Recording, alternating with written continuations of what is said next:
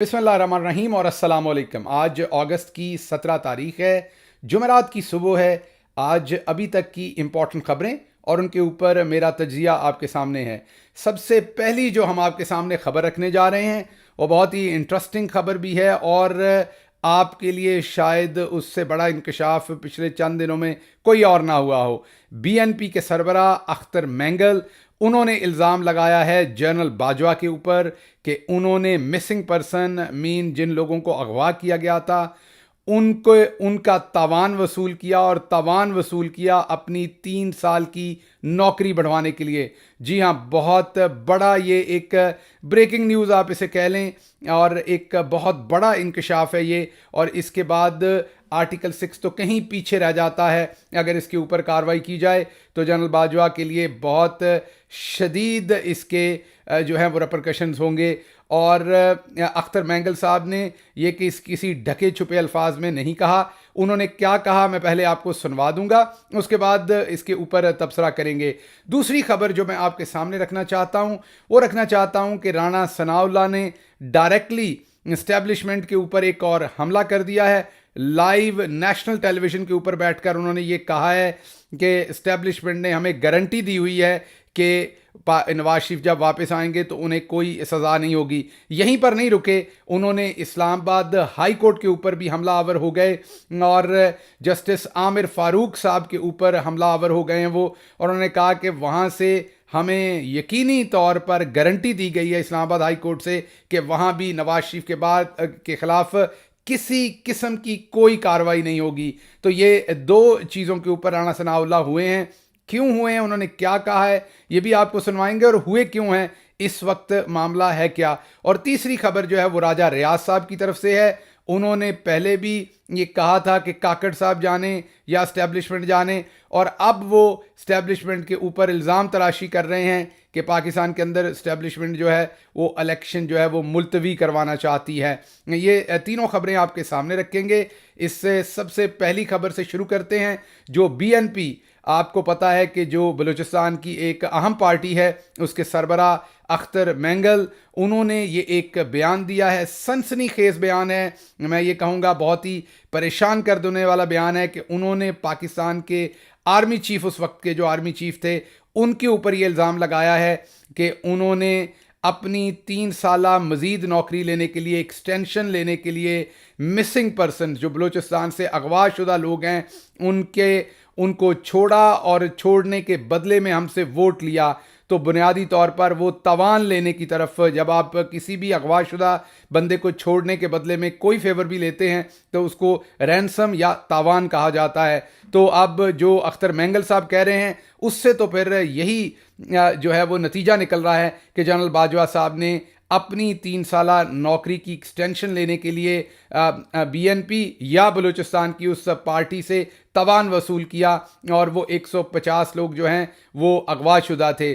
کیونکہ اگر ہم یہ مان لیں 1 منٹ کے لیے کہ وہ مسنگ پرسنز جو ہیں وہ اغوا شدہ نہیں تھے، وہ واقعی کرمنلز تھے، یا انہوں نے کوئی جرم کیا تھا اس وجہ سے وہ تحویل میں تھے، تو پھر تو ان کو چھوڑنا اور بھی بڑی وطن کے ساتھ میں یہی کہوں گا زیادتی ہے، کہ اپنی نوکری کی 3 سالہ ایکسٹینشن لینے کے لیے آپ جن لوگوں کو بہت بڑے ملک دشمن کہہ رہے ہیں، آپ نے انہی کو ہی آزاد کر دیا، اور اگر وہ ملک دشمن نہیں تھے، آپ نے انہیں ویسے ہی اغوا کیا ہوا تھا، تو یہ بھی زیادتی ہے۔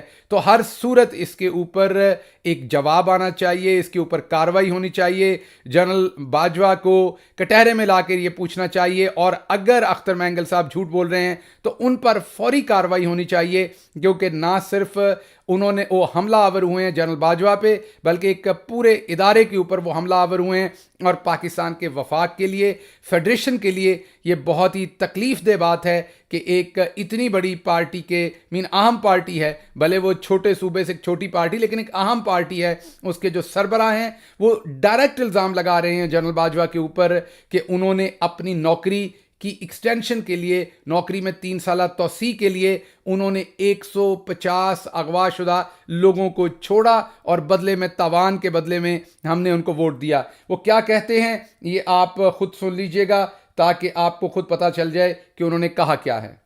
मगर फिर खत्म हो जाता सवाल है। ये भी बनता है सरदार साहब के जब आर्मी एक्ट के अंदर जो एक्सटेंशन की बात हुई थी जनरल बाजवा को, उसके अंदर आपकी पार्टी ने फिर क्यों साथ दिया? बिल्कुल, मैं उसका एतराफ़ करता हूँ। हमने साथ क्यों दिया जी? लास्ट मोमेंट तक हम रुके रहे कि हम इसकी सपोर्ट नहीं करेंगे। असेंबली का इजलास चल रहा था, यहीं पर मैं बैठा हुआ था। जहांगीर तरीन, परवेज़ खटक साहब आए कि आप हमें सपोर्ट करें। हमने देखा कि जी बिल तो ऐसे पीपल्स पार्टी ने हिमायत कर दी, मुस्लिम लीग ने हिमायत कर दी उसकी। अगर हम ना भी चाहें तो वो पास तो हो जाएगा, तो उसके बदले में हमने जो है 150 आदमी रिलीज कराए। ये गुनाह है, मैंने किया। एक बेटी को उसका बाप मिल जाता है तो हकीकतन मैंने अपने प्रिंसिपल की भी कुर्बानी दी उस माँ के आंसुओं को रोकने के लिए, उस बहन की सर पे जो चादर थी उसको बचाने के मगर लिए। उन कुव्वतों को आपने मजीद ताकत दे दी जो इनको गायब करते हैं। उनकी ताकत को मेरे ख्याल में अगर मैं वोट ना भी देता, उनकी ताकत को आज दिन तक कोई ख़त्म नहीं कर सका है। हैवी मैंडेट उनको ख़त्म नहीं कर सका, मुल्क के जमहूरियत के दावेदार उनको ख़त्म नहीं कर सके। तो ये एलिमेंट्स है। अगर ये मगर फिर ख़त्म हो जाता सवाल है, ये भी बनता है सरदार साहब के जब आर्मी एक्ट के अंदर जो ये आपने खुद सुन लिया कि वो बड़े वाज़े अल्फाज में कह रहे हैं कि हमने 150 लोगों को छुड़वाया जो मिसिंग पर्सन थे, और उसके बदले में जनरल बाजवा ने हमसे वोट लिया अपनी एक्सटेंशन के लिए। बहुत सनसनी खेज़ ये इंकशाफ है, रेपरकशंस हैं इसके पाकिस्तान के वफाक के पास। यकीनन हमारी ये बात करना भी मायूब लग रहा होगा, हम पर गुस्सा भी आ रहा होगा कि हम ये बात अपने वीलॉग में क्यों कर रहे हैं, लेकिन आपको ये सोचना पड़ेगा अगर आपको गुस्सा लग रहा है कि क्यों जनरल बाजवा जो हैं उन्होंने एक्सटेंशन ली 150 मिसिंग पर्सन रिलीज़ करके। अगर वो मिसिंग पर्सन वाकई ही पाकिस्तान के मफाद के ख़िलाफ़ काम कर रहे थे, पाकिस्तान की सिक्योरिटी के ख़िलाफ़ काम कर रहे थे, तो फिर तो उनको छोड़ना और भी ज़्यादा संगीन जुर्म है। और अगर वो नहीं कर रहे थे और सियासी बुनियादों पर उन्हें पकड़ा हुआ था तो तब भी जुर्म है। इसका जवाब बनता है और जनरल बाजवा को कटहरे में लाना बनता है इसके ऊपर। बहरहाल ये एक सनसनीखेज़ इंकशाफ है, इसके आने वाले दिनों में क्या रिपरकशंस आते हैं इसके ऊपर बात करेंगे और इस स्टोरी को फॉलो अप करते रहेंगे। लेकिन ये मेरी नज़दीक का एक बहुत बड़ा इंकशाफ है और इससे ये भी नज़र आ रहा है कि जनरल बाजवा किस तरीके से अपने मफादात के लिए मुल्क की सलामती से रिलेटेड मामलात को भी के ऊपर भी कंप्रोमाइज़ करते रहे और डिसीजंस करते रहे जो उनको बेहतर लगा। इसके बाद अगली खबर आपके सामने रखते हैं। वो राणा सनाउल्लाह साहब ने कुछ ऐसी बातें की हैं जिससे ना सिर्फ इस्टेब्लिशमेंट की इज़्ज़त में कमी वाक़या होने का ख़दशा है, और उसके साथ साथ इस्लामाबाद हाई कोर्ट पर तो उन्होंने डायरेक्ट ही हमला आवर हो गए हैं। उन्होंने डायरेक्ट ही कह दिया कि हमें वहाँ से गारंटी मिली हुई है। ये दोनों चीज़ें आप सुन लीजिए वो क्या कह रहे हैं, उसके बाद इसके ऊपर तबसरा करते हैं। जो मैंने बात कर रही है उधर से भी गारंटी है। अच्छा, वहाँ से उनकी अपीलें पेंडिंग है इस्लामाबाद हाई कोर्ट में, उनमें बरीयत जो है वो जीरो रिस्क है, वो गारंटी है। राणा साहब मुझे बताएं कि नवाज शरीफ साहब ही आपके उम्मीदवार हैं वजीर आजम। आप इशारतन जो बात कर रही है ना गारंटी की, और जिस तरफ से आप जो मैंने बात कर रही हैं उधर से भी गारंटी है। अच्छा, वहां से भी गारंटी मिली है। काम तुझे पक्का कीता राणा साहब, वहां से भी गारंटी बिल्कुल पक्का। उनकी अपीलें पेंडिंग है जी, बिल्कुल पक्का काम किया है जी, लेकिन इससे आपकी शान में कमी आ रही है। अगर राणा साहब ने और नवाज शरीफ ने अपनी चोरी बचाने के लिए ये पक्का काम भी किया है तो आपसे लोगों की एक्सपेक्टेशन डिफरेंट है। अगर आपने ऐसी गारंटी दी है तो इससे आपकी शान में कमी आ रही है, आपके ऊपर हर्फ आ रहा है, आपके एहतराम पर, आपकी इज़्ज़त पर, आपके पूरे के पूरे वक़ार के ऊपर इससे फ़र्क आ रहा है। आपको रीथिंक करना चाहिए कि ये किस तरह के लोग हैं, ये कितने नाबल्द लोग हैं कि ये आपको गली गली सिर्फ इसलिए कि आपने इनकी मर्ज़ी का निगरान वज़ीर आज़म नहीं बनाया, आप अपनी मर्ज़ी का वज़ीर आज़म ले आए, तो अब ये गली गली हर जगह पर एक किस्म का आपको छेड़ रहे हैं। हर जगह पर बड़े वाज़े अल्फाज के अंदर कीचड़ आप पर उछाल रहे हैं और ये कह रहे हैं कि एक शख्स जिसको सज़ा हो चुकी है अदालत से, जो अदालत से सज़ा के बाद मुल्क से बाहर बैठा है, उस शख्स के साथ जिसके ऊपर बड़े संगीन इल्ज़ामात थे मुल्क की दौलत लूटने के, उस शख्स के बारे में आप उनसे डील कर चुके हैं। इससे अगली जो बात है वो इससे भी मायूब है और वो है کہ آپ نے دیکھا انہوں نے واضح طور پر کہا کہ اسلام آباد ہائی کورٹ میں ان کی اپیلیں پینڈنگ ہیں اور وہاں سے ہمیں گارنٹی ہے. جسٹس عامر فاروق جو ہیں وہ ایک طرف ہمیں نظر آ رہا ہے کہ اسلام آباد ہائی کورٹ میں عمران خان کے وکلا کہہ رہے ہیں کہ ان کے کیسز کو جان بوجھ کے ڈیلے کیا جا رہا ہے. عمران خان کے وکلا یہ کلیم کر رہے ہیں کہ ان کے کیسز کے اوپر جسٹس عامر فاروق جو ہیں وہ بغیر کسی ضرورت کے زیادہ ڈیلے دے رہے ہیں. ان کے وکلا یہ کہہ رہے ہیں اور اینالسٹ بھی ہم نے دیکھے یہ کہتے ہوئے کہ وہ زیادہ تر آج کل بیمار رہتے ہیں اور عمران خان صاحب کے کیسز جو ہیں ان کی سنوائی نہیں ہوتی وقت کے اوپر. جس کیس کا فیصلہ پہلی تاریخ پہ ہو جانا چاہیے تھا عمران خان کے وکلا کے مطابق اس کیس کو لٹکا دیا گیا ہے اور اب 22 تاریخ ڈالی ہے اور دیکھتے ہیں 22 کو بھی کوئی فیصلہ ہوتا ہے کہ نہیں. ایک طرف عمران خان کے وکلا کا کہنا یہ ہے, ایک عمومی تاثر یہ ہے, اور دوسری طرف رانا ثناء اللہ یہ کہہ رہے ہیں کہ ہمیں اسلام آباد ہائی کورٹ سے مکمل شیورٹی ملی ہوئی ہے, ہمیں جسٹس عامر فاروق صاحب کی جو عدالت ہے جس کے وہ چیف جسٹس ہیں وہاں سے گارنٹی ملی ہوئی ہے کہ ہر صورت نواز شریف کو جو ہے وہاں سے ریلیف ملے گا. بہت بڑا حملہ ہے عدلیہ کے اوپر. پہلے پاکستان کے اندر ایسے کبھی نہیں ہوا کہ کسی نے ابھی پاکستان کے اندر واپس آنا ہو اور اس کے آنے سے پہلے ہی اس کی پارٹی جو ہے وہ یہ کہتی پھرے کہ ہمیں گارنٹی مل گئی ہے, ہمارے بندے نے ہر صورت ریلیز ہو جانا ہے. آپ نے دیکھا وہ کیسے مسکرا کر کہہ رہے ہیں پکی گارنٹی لی ہوئی ہے, پکا انتظام کیا ہوا ہے.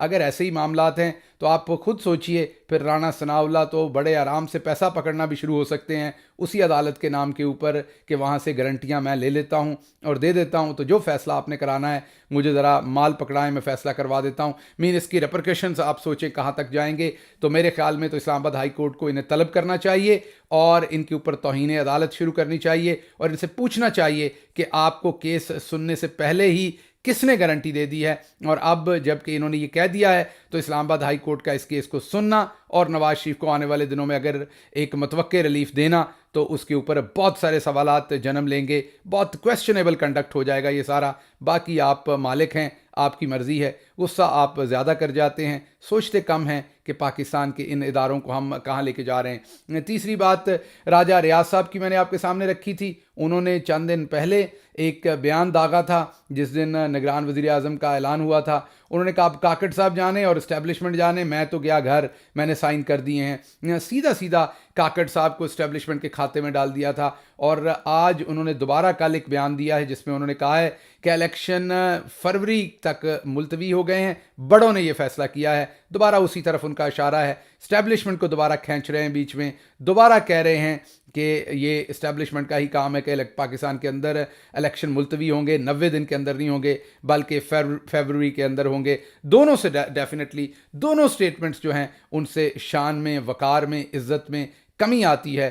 آپ کی عزت جو ہے وہ پوری قوم کی عزت ہے, آپ کی عزت میں کمی آتی ہے. دونوں یہ جو سٹیٹمنٹس ہیں آپ کو یا تو ان دونوں صاحبان کو بلا کے سمجھانا چاہیے یا اس کے اوپر کوئی سٹیٹمنٹ جاری کرنی چاہیے تاکہ جو اس سے ایک عمومی تاثر پیدا ہوتا ہے اور جس طریقے سے آپ کو سکینڈلائز کرنے کی کوشش کی جا رہی ہے رانا ثناء اللہ کی طرف سے اور ساتھ ساتھ راجہ ریاض کی طرف سے, اس سے یہ واضح نظر آتا ہے کہ جب سے پاکستان کے اندر نگران وزیر اعظم کا فیصلہ ہوا ہے اور نگران وزیر اعظم نواز شریف کی مرضی کا نہیں آیا اور ساتھ ساتھ پیپلز پارٹی کی مرضی کا نہیں آیا, تو دونوں نے اسٹیبلشمنٹ کے اوپر تبرہ پڑھنا شروع کر دیا ہے. دونوں نے اس کے اوپر حملہ آور ہو گئے ہیں. تو اس لیے بڑا ضروری ہے کہ ان لوگوں کا ٹائم کے اوپر علاج کیا جائے, کیونکہ علاج صرف آپ نے پی ٹی آئی کی قسمت میں ہی تو نہیں لکھا ہوا, سب کا علاج ہونا چاہیے جب ہونا چاہیے. تو اس کے ساتھ ہی مجھے اجازت دیجیے. اللہ آپ کا حامی و ناصر ہو. پاکستان زندہ باد.